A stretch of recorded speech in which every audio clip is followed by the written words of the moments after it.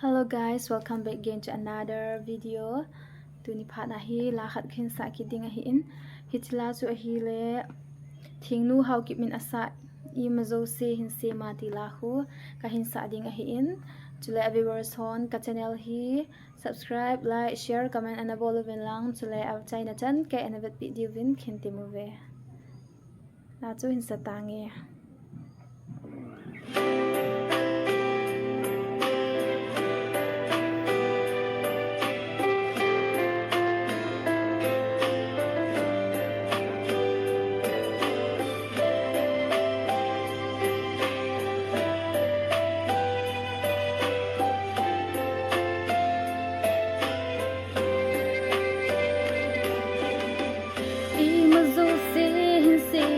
Bagay ng bow silungin kage singe na ti anaho nang mamel pu anay hinsem do zalim namin king kahin thang va o pagka ngay lut na hi alo pi nghe so sila at sunung pena anay ko'y zalim o pagka ngay ludan ho hi asang ngeye ba choy zing tange kadam sungin namin heng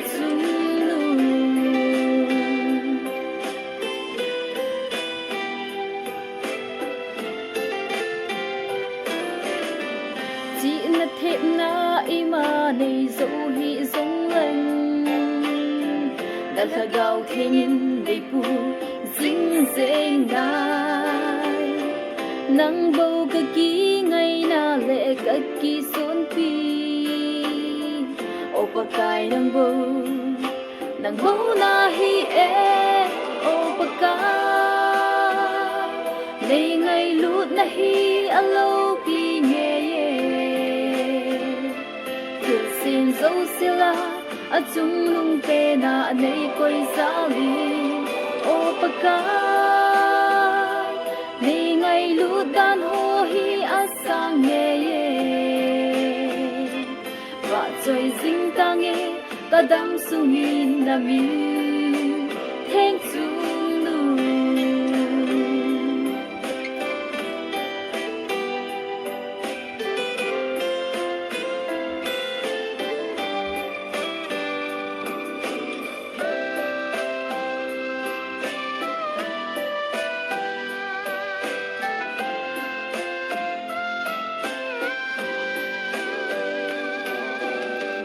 lên vai gần thấy cha tia kỳ ngày na hi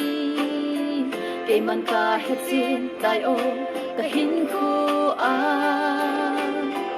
gần thấy xe lúng mol cha cả hi ding vangin na min va chơi đi ne hin tung sang nghe ô pagka ngày lút na hi alo pi nghe dấu sila at chung lung pena nay ko'y zalim o pagka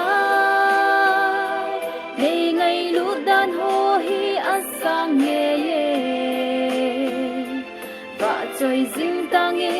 kadam sungin namin theng ba choy zing tange kadam sungin namin theng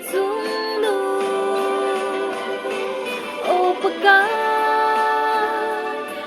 ngay lút na hi alo pi nghe thiêu xem dấu sila at chung lung pena nay ko'y zalim o pagka ngay ludan ho hi asang ngeye ba choy zing tange kadam sungin namin theng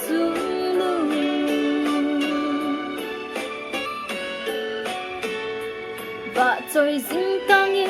kadam sungin namin theng chung